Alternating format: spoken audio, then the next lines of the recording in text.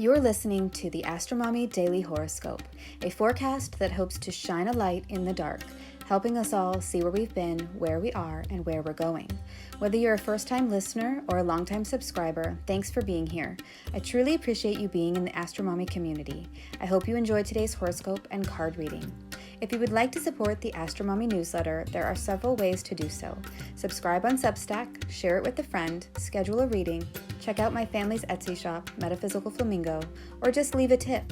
Without further ado, here is the Daily Horoscope.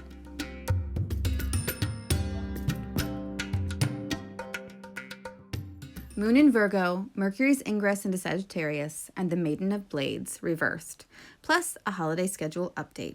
Daily horoscope for Thursday, November 17th, 2022. Good morning, friends. Well, I've been thinking a lot lately about my writing schedule and what is working and I love, and what feels stressful and I'd rather not do. And I've come to a few very honest conclusions that I'd like to share with you all. 1. I love writing the daily horoscopes. 2. Writing every day is really hard and stresses me out. 3. I really enjoyed my alternative writing schedule when I was getting ready for the homeschool year of writing every other day. 4. My newsletter has not grown enough to push myself this hard. 5. My ascendant ruler is in the 6th house, and thus I unconsciously make myself a slave for no reason at all. 6. Mars is retrograde in my 1st house, and thus change is due. 7. I want to produce an inspirational, uplifting, and accurate daily horoscope. 8. My daily practice should first and foremost support me and fill me up so I can give soulfully to my family and my readers. Reflecting on all of these things has led me to decide that for the holidays, I will be scaling back my writing schedule from every day to every other day again. This new schedule will start next week on Monday, November 21st, 2022, and continue until after New Year's Day. My plan is to resume writing daily on January 9th, when we will be starting homeschooling again after our winter break. I know that this may upset some of you, and if you would be really sad, I would be happy to write you a personal daily horoscope during the holidays, but only for a very large fee. Please feel free to email me and we can set this up. Wink, wink. The general daily horoscopes take me anywhere from 2 to 4 hours to study, write, edit, record, and publish. I fear that I am just doing the 6th house thing of enslaving myself to something that isn't compensating my time in any real way. If writing the daily horoscope is just a labor of love and a way to practice my skills, then I need to do it in a way that I can continue to love it and not feel drained by it. I love writing the daily horoscopes, so I am not going to stop, but I do need to be honest with how much I can actually do. I know that a few of you have paid subscriptions, and I am so grateful for you. Please do not think that I am complaining. But my newsletter has not grown in any substantial way, which means I can't count on anything to pay even a monthly Netflix bill. That being said, I have to be honest and scale some things back. I have to allow more time to work on the book I am writing and also my studies of astrology so that I can have more time to study natal charts and do readings for compensation so that I can support my 1,000 kids. I know, I only have 5, but it feels like more sometimes. That is my update. I love and appreciate you all. I write this daily horoscope for the 7 of you who actually open, read, or listen to my emails, and I'm so very grateful for this little community that is forming. I really, really am. I feel that this is another family, and I love, love, love you all. This update has been very Virgo moon of me, real, raw, and matter of fact. I would love to hear your thoughts in regard to this, so feel free to reach out to me by email or leave a comment. Okay, let's get into the astrology. Well, you know the moon is in Virgo when you wake up wanting to clean your toilet and kitchen counters. There was peanut sauce on my counter in the kitchen from the night before that was missed in the kitchen cleanup last night.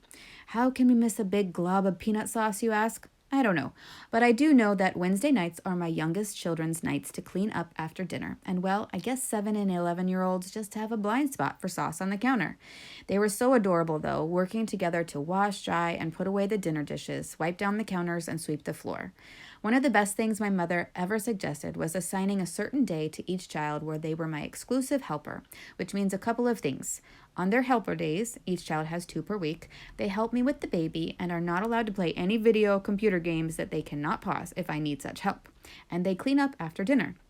This arrangement started after the birth of my 5th child, and I realized I really needed help making sure that my toddler at the time didn't get into anything when I was nursing the newborn. My mother suggested that I assign each child a specific day to be my designated helper. Thanks, Mom. Because there were 3 children who were old enough and capable enough at the time, I divided the week into 2 days for each child, with all the kids having Sunday off because my husband was home to help me. So Sunday officially became his day, even though I never told him. Anyway, now there are 4 children who are old enough and capable, so the 4th child is my second helper on my oldest child's days, since he is now an adult and is choosing to stay up all night and sleep all day. She covers for him during the day when he's sleeping, and he helps me at night when he wakes up. Anyway, my point is that all 3 of my youngest children were cleaning the kitchen last night after dinner. My 3-year-old was even helping. She always wants to help. She has 4 planets in Virgo. And so her job was to put the dishes in the soapy water for my son to wash. It was so cute to watch them all work together, laughing, joking, and getting the work done. What is interesting to me is that 2 of my children have Virgo risings, and the 3rd has a Capricorn rising. All earth signs, all willing to work. Actually, all of my children, except the 1st, have earth sign ascendants, and I would say that those 4 are willing to do their chores without complaint. My oldest, who has a Scorpio ascendant, doesn't mind helping and doing his assigned chores, but it's very much on his own time schedule. It's interesting to look at my children through astrological eyes and see the similarities and differences. Anyway, the Virgo moon is a great time to get stuff done. I absolutely love it when the moon is in Virgo, but that is because of how it interacts with my natal chart, activating my Mars. So I take action and clean, organize, and check things off my to-do list. I feel productive during this time of the month. For others, this may not be the case. If the Virgo moon rubs you the wrong way, that will show up in your chart, and this time of the month may feel very different to you than me. I have been thinking about putting together a sort of personalized moon calendar where you can track the moon through the signs and journal how you are feeling or what you are experiencing. Each calendar would be personalized to the user so that they would know ahead of time the potential tender, challenging, and auspicious times of the month for them. Let me know if that is something that you would be interested in, and I will put you on the list to be a beta tester. The other transit that has perfected today, that is newsletter worthy, is Mercury's ingress into Sagittarius, which happened in the middle of the night at 4:41 a.m. Eastern Time. Mercury is the planet of what we think, say, and do with our minds and our hands. Mercury rules the hands, tongue, and mental processes.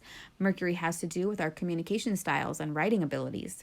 Author and astrologer Christopher Renstrom says that, quote, "The messenger of the gods, Mercury was the only one who could travel from heaven to earth to hell and back again. He knew all the ins and outs, all the names and passwords. He knew who to coax, who to butter up, who to threaten, and who to bribe. Mercury helps you find your way in life. It's the planet responsible for getting you from here to there," unquote. Mercury is also the closest planet to the sun, and because of this, he can only be in one of 3 signs, either the same sign as the sun, the one before it, or the one after it. You'll never see the sun in Cancer and transiting Mercury in the opposite sign of the zodiac, Capricorn. It's impossible. So Mercury is in Sagittarius, which is actually a debilitated placement for Mercury, being in his detriment, which means that it is an opposite sign to one Mercury is the domicile ruler of, in this case, Gemini, which is the opposite sign in the zodiac to Sagittarius. This doesn't mean that Mercury in Sagittarius inherently sucks, it just means that Mercury has a few challenges in this placement. This is a very colorful Mercury where tales and stories abound. Mercury is usually all about the details, the nitty-gritty, and the data that he has collected. But in expansive Sagittarius, it's all about the embellishments to these things that make a great story. Mercury is a warrior for justice and the truth in Sagittarius. But the nitty-gritty facts may be a little obscured here and need some citations, but the story will be an adventure worth retelling. Because of this natural ability to weave a good tale, people love to listen when Mercury in Sagittarius speaks. If you have this natally, then you can attest to this, I'm sure. With the sun still in Scorpio, I wouldn't be surprised if we heard some fantastic tales in the news that were delivered with a sting. They may end up being stories that need to be fact-checked, though, as these stories could be a bit exaggerated. It doesn't mean they will all be false, it just means the sources may need to be verified. Let's move on to the card for the day. What is the guidance for today? Maiden of Blades, reversed. The description for this card from the little instruction booklet reads, quote, "One of the normal tasks for a woman among the Plains tribes was the butchering of a carcass. Our Maiden of Blades is dressed in a style favored by the Cheyenne, a proud and handsome people. Her dress is decorated with elk or buffalo teeth, and she grips a skinning knife in her hand. 3 scavengers fly high under mystic clouds in a prairie sky," unquote. In the upright position, this card would indicate someone who is stern, vengeful, and aggressive. In the reverse position, it represents someone who is slow, anxious, and doesn't do what they say they are going to do. I feel that this card, as the guidance for the day, could indicate a situation in which one may feel the heavy burden of responsibilities that in some way are hindering one's ability to speak up and stand their ground. It could indicate a situation in which you feel obligated, like performing the skinning of a carcass for the tribe.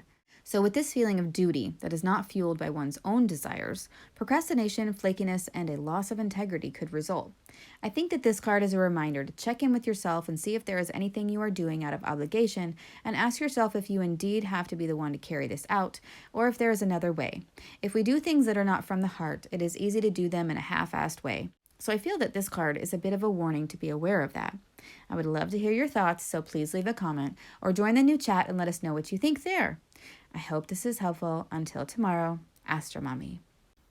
What music do astronauts listen to? Neptunes.